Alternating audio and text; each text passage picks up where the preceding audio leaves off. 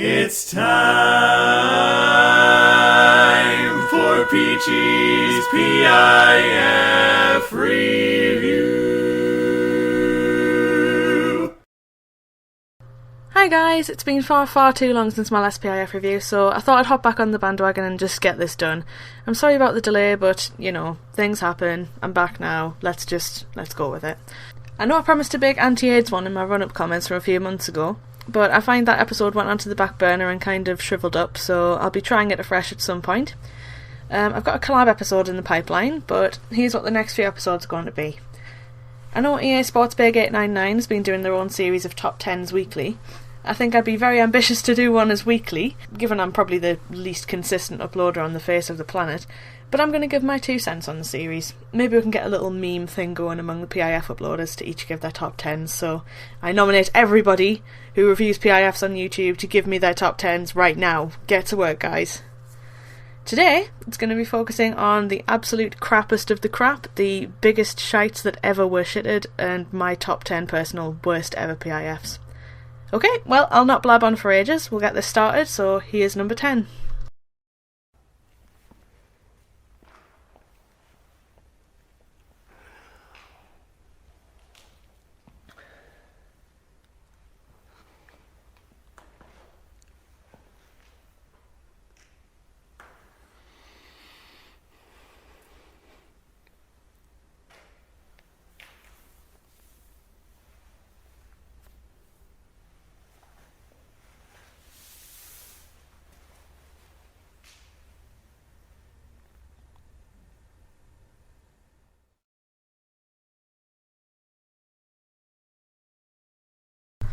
Come on, man. This is just an insult to drinking and driving wrecks lives.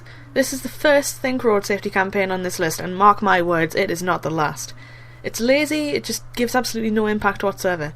It reeks of Think having absolutely no money to invest in a Christmas campaign. And when you think Christmas campaigns, you think big. You think those horrible DETR ones with the actual crime scenes and dead people and fuzzy radio talk, and then the ones with the Christmas songs, and I just don't like those ones. I mean, damn. I did an advent calendar full of the things. Did they have to go with this?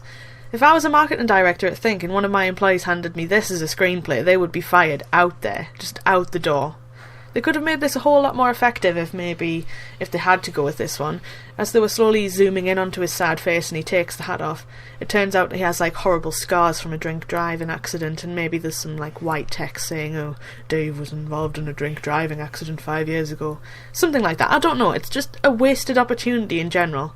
Just, how dare they tag the Drinking and Driving Wrecks Live slogan onto this piece of shit? It's an absolute insult to the masterful pieces of film that are under that campaign. It takes just a gigantic mimed dump from a very high height onto that campaign. Damn! This one just gets me really angry. Oh, let's move on to number 9.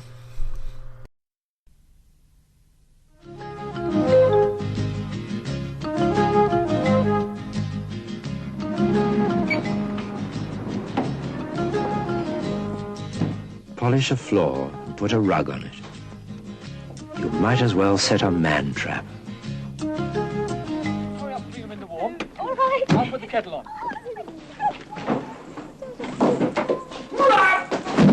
And to think he'd only just come from the hospital. I know what you're all yelling at your screens, but Peachy, it's a classic. But Peachy, it's a vintage PIF. But Peachy, shut up! It is one of the dumbest PIFs ever to be made. As if anyone didn't know that if you polish a floor and then you put a rug on it, you're just going to end up slipping over.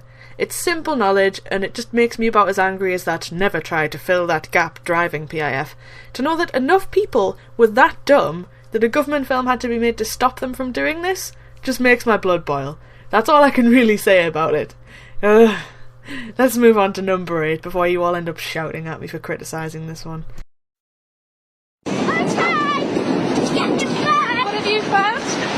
Wave to Daddy.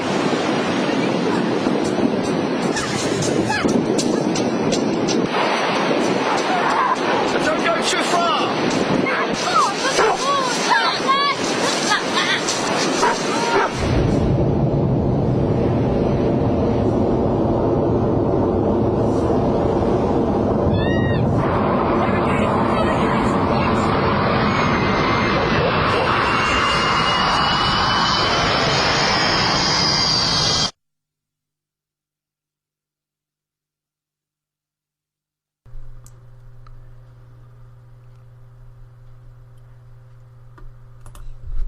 Alex, we need a place to take the kids for their summer holidays, somewhere really good, where we can have lots of fun.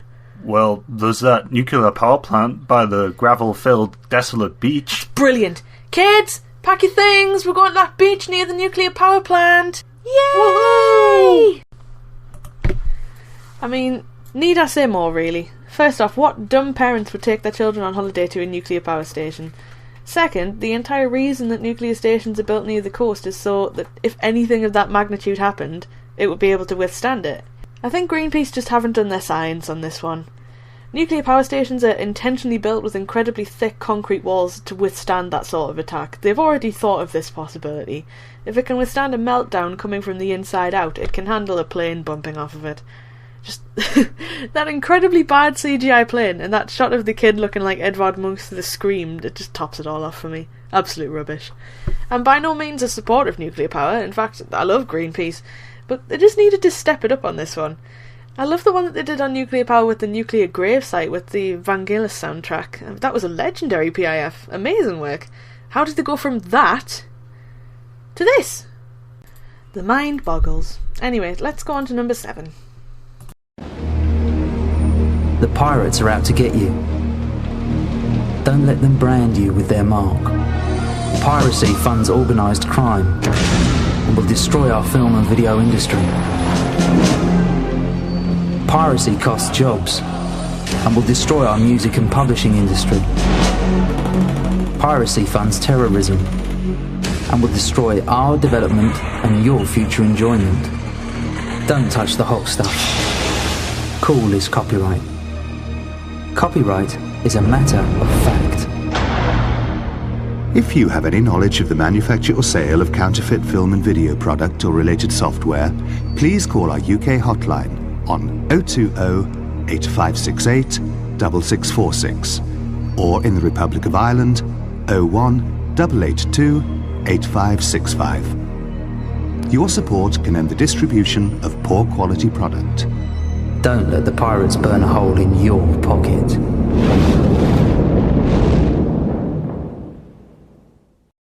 I will admit when I was younger this scared the ever-loving fuck out of me. Looking back at it now, it's absolutely ludicrous. I think it was designed to be one of those child panic PIFs. It was designed to make children so scared shitless that if their parents ever brought back one of those pirated DVDs home, then their traumatic flashbacks to this film would come back and they'd just run away screaming. Sometimes it worked, sometimes it didn't. I just have a bit of a gripe with piracy PIFs in general. Really, they always seem to preach to the wrong audience. I mean, in this instance, these ads are found on legally purchased videotapes and DVDs, so you're telling people who've already bought the product not to buy the dodgy version of the product they've just bought. It doesn't make sense. Oh well, some things in this life are just sent to puzzle us. Don't buy DVDs from the man with the flames in his eyes, kids. He'll get you with his ex-brander. Number 6. What sort of person would jeopardize your job? Wouldn't listen to warnings? Wouldn't look into solutions? What sort of person wouldn't make one phone call to find out how to save their company from the millennium bug? Is it you? Call 0845 601 2000 today. I don't even think I need to say much about this one. I mean, I know this was on my top 10 on the top 10 scariest. It was number 10, I think. But it's incredibly dumb and stupid as well. I mean, it's more contextually dumb rather than concept and execution. But I definitely put this one on the empty scaremongering tactic kind of thing. I mean, the Millennium Bug was never going to fucking delete your face. Y2K never happened. The company that made this essentially made themselves look like an absolute sack of crap by producing such a scaremongering shit piece of film. Dude has no face, man. What's with that? Wait, I know what happened. Obviously, his queen atoms left his calcium molecules. And we all know what happens when the Helvetica scenario takes hold. As the Helvetica scenario.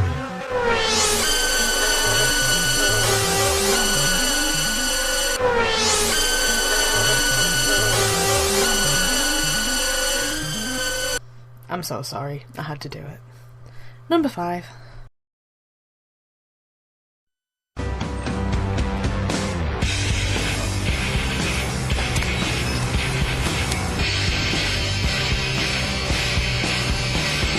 When I was 14, all I could think about was getting a girl to notice me.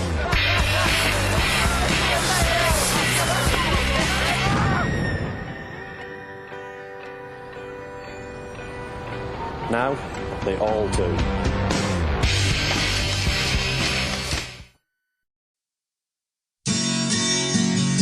When I was 14, all I could think about was boys and makeup.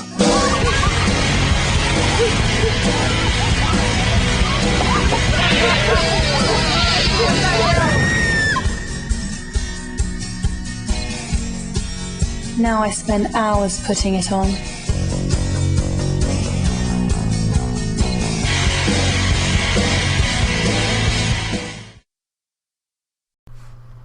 I know this is 2 clips, but it's part of a series, and they're both equally as dumb as each other, and I have gripes with both of them, to be quite frank. First off, the one with the boy. The girls look absolutely horrified when they walk past when they catch sight of his awesome eye. Come on, I hardly even think that classes as bad. I mean, his face could be a lot worse. Is it you? Sorry, I couldn't resist. And the one with the girl, her disfigurement, if you can even call it that, really doesn't look that bad. It can't take her hours, surely, to cover up a tiny little crescent-shaped cut underneath her eye. You'd have to be a really vain potential boyfriend for this chick if you said, "Duh, I'm not going to go out with her, she has a slight indentation in her eyelid." You know, if a firework actually exploded in your face, I guarantee you that you would look a lot worse off than these 2 idiots. It just doesn't work. The entire point's to scare people off abusing fireworks and throwing them in people's faces. But it actually either doesn't look too bad, or it gives you a bitchin' white eye. You know, I don't really see that as losing out. Moving on. Number 4. There was once a land where the weather was very, very strange. There were awful heat waves in some parts, and in others terrible storms and floods. Scientists said it was being caused by too much CO2, which went up into the sky when the grown-ups used energy. They said the CO2 was getting dangerous. Its effects were happening faster than they had thought. Some places could even disappear under the sea, and it was the children of the land who'd have to live with the horrible consequences. The grown-ups realised they had to do something. They discovered that over 40% of the CO2 was coming from ordinary everyday things like keeping houses warm and driving cars, which meant if they made less CO2, maybe they could save the land for the children. Is there a happy ending? It's up to us how the story ends. See what you can do. Search online for ACT on CO2.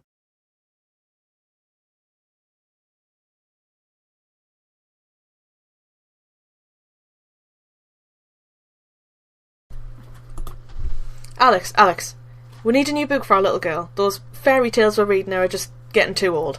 We need one that's going to teach her about how to pester us about the environment, and most importantly, absolutely scare her fucking shitless. Well, I saw this one down the shop. It's called The Fuzzy Fun Friends and Their Willful Neglect Towards Modern Environmentalism That Ultimately Leads to World Destruction. Brilliant. Yeah, it's great. It's a pop-up book. Is there a happy ending? Dunno. Now we have numero 3, number 3. You look at me when I'm talking to you! Look at me! Is this what you want? Are you use my woman? Look at what you made me do! Look at me! Shut your mouth! What did you got? No! No! Cry! Cry!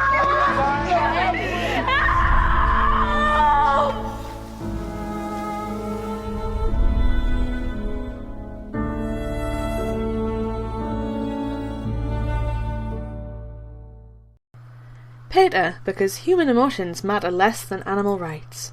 Seriously, fuck PETA. The instant that you equate domestic violence, robbery and bullying with having a fucking fish for dinner, that is the instant you lose all respect with me. I mean, I'm against animal cruelty, but I also recognise that some people are going to eat meat no matter what you try to tell them to convince them otherwise. I'm still going to eat meat. I mean, I try to make sure that all produce that I do buy is ethically farmed, but, you know, I'm still a meat eater. Still like my bacon sandwiches. I don't know, man. I'm sure I'm doing all this rambling on, but I'm never going to be able to change someone who supports PETA. They're practically indoctrinated. It's really scary to think that someone can actually think that violence directed towards humans is equal to a fish dinner. That's all I can really say about that one, I'm afraid.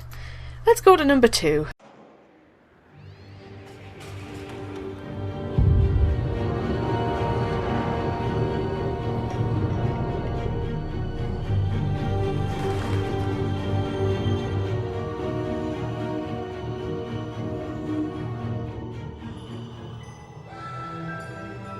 A moment of cinematic joy.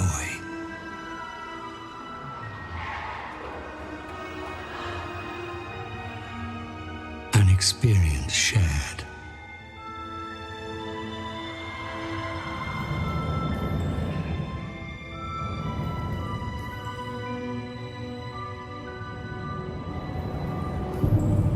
All gone.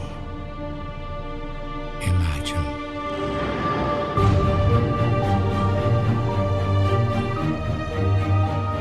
Love cinema. Hate piracy. Where do I even start with this one? I made a point in the last piracy video that's on this list that it preaches to entirely the wrong audience. I mean, with this, the point's even more hammered home by the fact that it's a cinema PIF. The people who are watching this have already paid for their tickets, paid the extortionate prices for the in-cinema popcorn and food and bloody Tango Ice Blasts, and are sitting there, waiting for the movie that they have paid for to begin, when you have to sit through 2 minutes of watching dead cinema patrons and closed down cinemas because some people don't go to the cinema. Honestly, it's so hyperbolic that it's bordering on the silly, as if cinemas are going to shut down with the rising prices for IMAX and those stupid D-box seats, not to mention the food and concessions prices. That's where the cinemas are going to make their most money. It's not as if the occasional person torrenting a blockbuster is going to close down every cinema in the land. It's not as if cinemas aren't turning a massive profit either. They are. You'd be absolutely stupid to think otherwise. I mean, not even John Hurt adds to the credibility of this advert. He used to be the voice of Severity and Gravitas with the iconic scary AIDS advertisements, but now it seems he'll sign up to anything that he can. Even dumbass piracy films. I mean, really? Come on, John Hurt. I thought much better of you. I never thought I'd get absolutely sick of your voice up until I had to hear it every week that I went to see a film. Well, here we are. Now we're finally up to the number one. I'm sure that many of you can predict which film this is going to be, so sit back, relax, and let me guide you through the shitstorm that is number one.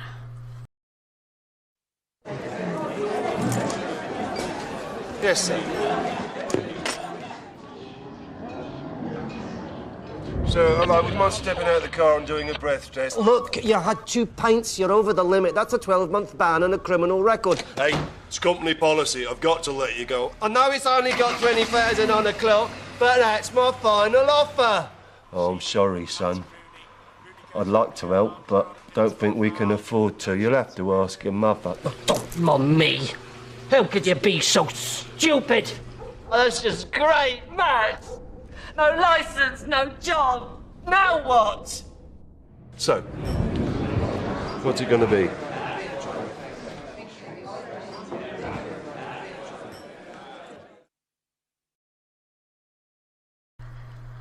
I don't think there's a single person in the PIF community on YouTube that actually enjoys watching this PIF. Nor did I think anyone didn't guess that this wouldn't be the number one. So, you know. For me personally, it signifies a downturn that just hasn't recovered in Think's quality of filmmaking. I mean, sure, we've had a couple of golden moments, really golden moments, like the Live With It campaign, but everything else they've just turned out's been pretty much comparable to this pile of shit.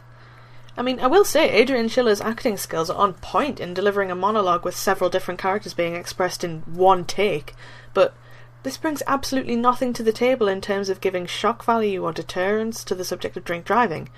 There's none of the gravitas you'd expect of a drink driving campaign, absolutely no wow factor, and not even a semblance of horror. I mean, you're not even sure that the poor fella's even ordering another drink. Yes, sir. So, would you mind stepping out of the car and doing a breath test? Look, you had 2 pints, you're over the limit. That's a 12-month ban and a criminal record. Hey, it's company policy. I've got to let you go. I know it's only got 20,000 on the clock, but that's my final offer. Oh, I'm sorry, son. I'd like to help, but don't think we can afford to. You'll have to ask your mother. Don't me. How could you be so stupid? Oh, that's just great, Matt.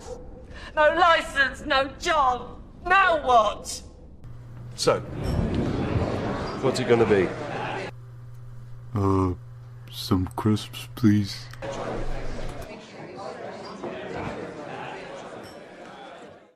EA Sports Big 899, you agreed with me on this one, and I think everyone else will. This truly is the biggest shitty shite that ever was shitted in the world of PIFs. The crowning turd on the poo pile. Thanks, Think. You made it to the top of the list for once. Well, that's all for this episode of PIF Review. I hope you've enjoyed my endless ramblings. I also hope you've enjoyed the little cameos from my lovely boyfriend Alex. Happy PIF watching, stay safe, and I'll see you in the next episode. Bye!